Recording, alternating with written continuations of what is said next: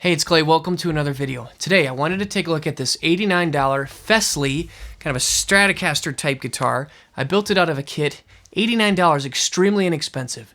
What I wanted to do today is kind of a long-term review, update, refresh. There's a couple things about this guitar that I really love, and there's a couple things that I would kind of like to help or improve or fix to take it to another level.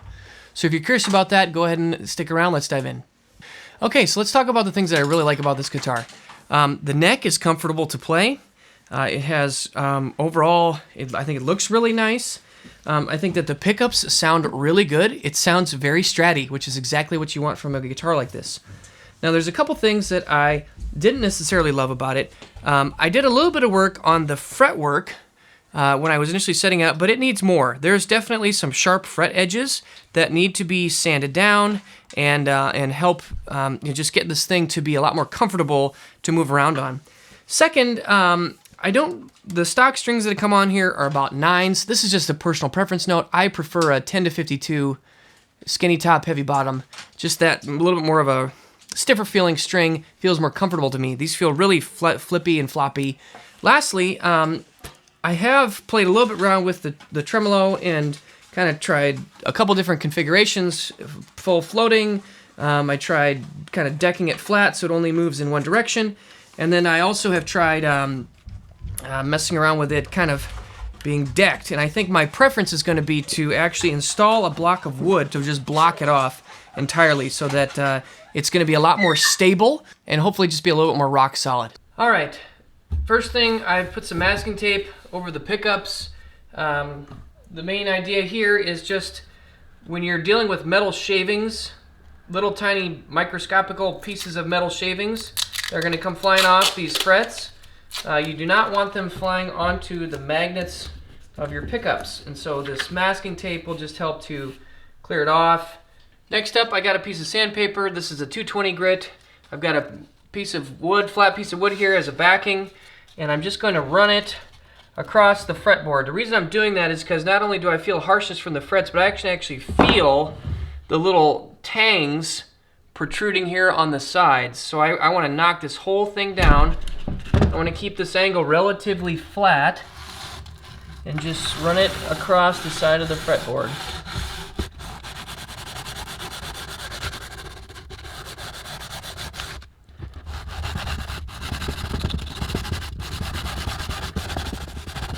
Okay, now I can run my hand over on the sides like this, and it feels quite a bit better, especially feeling for the tangs to protrude. Now I'm going to take this and move it more at an angle, and I'm going to try to knock down some of these sharper fret spots here, kind of to match the angle of the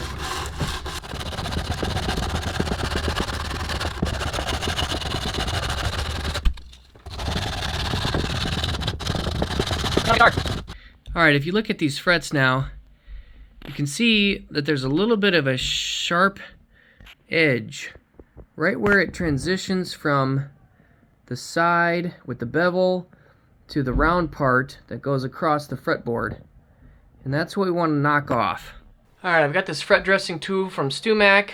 Watched a bunch of videos on how they use it, and we're just going to apply that technique here to each one of these frets to knock off put a little bit of a curve on those fret ends.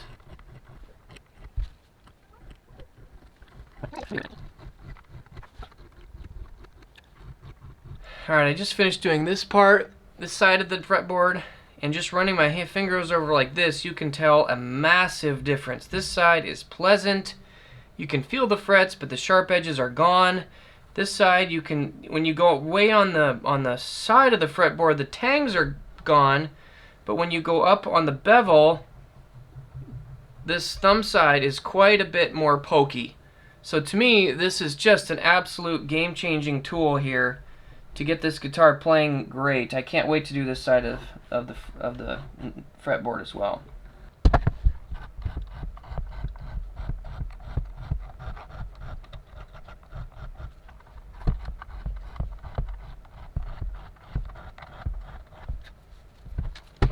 Alright, try to get a zoom in. This fret has not been dressed. This one has. This is not a lot of passes, but on this one I think you can see it's got that clear, sharp transition from the angled beveled side up onto the round top part. With this one, there's a little bit of that gradient, a little bit of a chamfer, and that makes all the difference in the world. All right, I've got some of this Dremel polishing compound. Just applied it to my fret ends. I've got a little Dremel attachment tool here. We're just going to give these bad boys a polish. All right, this is after the polishing. I think you can really see the transition area where it goes from the flat angle, the bevel, and then a smooth transition area into the top of the fretboard. Looking good. Gonna give it a little more cleaning up with just some hot water and a towel, and we're gonna get this guy moving forward. I've got some like wood cutoffs that I keep, and I basically just cut this guy out here, and it's nice and tight. It's a soft wood, so it actually fits in there real nicely. Might give it a couple of taps with a hammer just to really wedge it in there.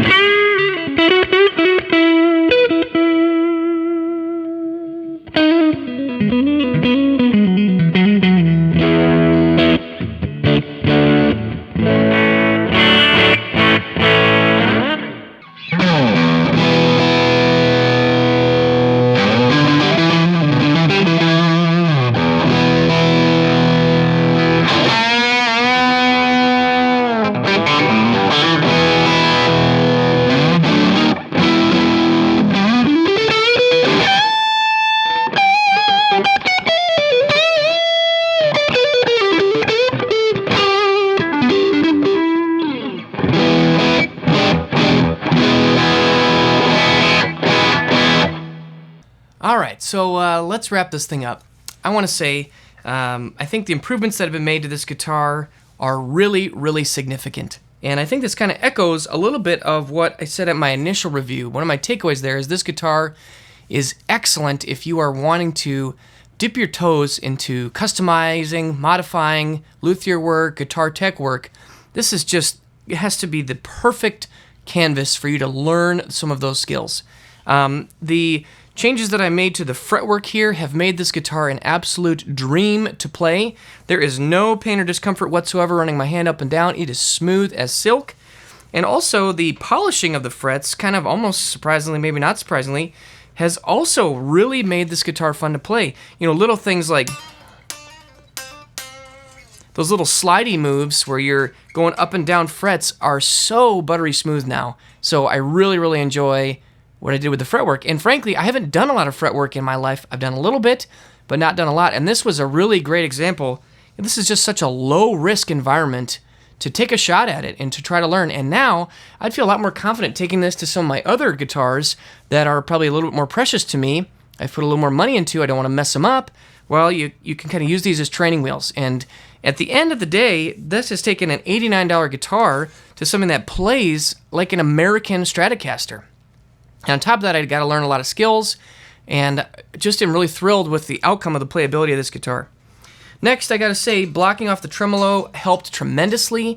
With a guitar like this, tuning stability and the function of the tremolo system was not something that I was super high on, just because there's a lot of moving parts.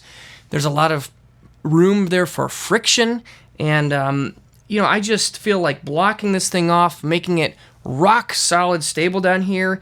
I've been playing this thing for quite a long time here tonight, just because I'm really enjoying it, and it's been in really, really good tuning stability. And honestly, any of the tuning problems I've had are probably just because I put new strings on and they need to stretch out a little bit more. Then lastly, the new set of strings I think just suits my playing style so much more. It's just what I'm used to. Maybe I need to build up my stamina again, but overall I'm quite thrilled with how this guitar's come out. So just a couple little modifications, right? You know, some sandpaper and a StewMac fret file is really all you need to get these fret ends dialed in perfectly. I did use a Dremel tool and some polish, but you could do that by hand. And then a little bit of creativity with your woodworking and a new set of strings, and this thing is really in business. The only other comment I want to make is, you know, the switch and the pots are definitely, you know, cheap or inexpensive, you know, parts.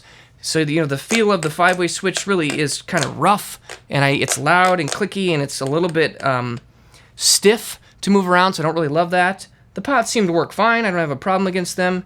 And the pickups continue to kind of really impress me. They sound like a really nice Stratocaster, and I have no desire at the moment to change these out, even though they are undoubtedly a very inexpensively made pickup.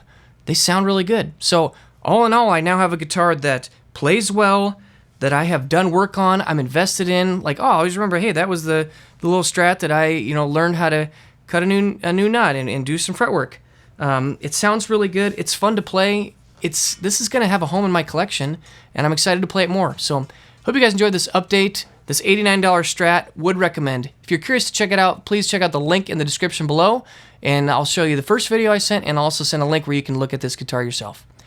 Thanks for tuning in. We'll see you again soon. Bye-bye.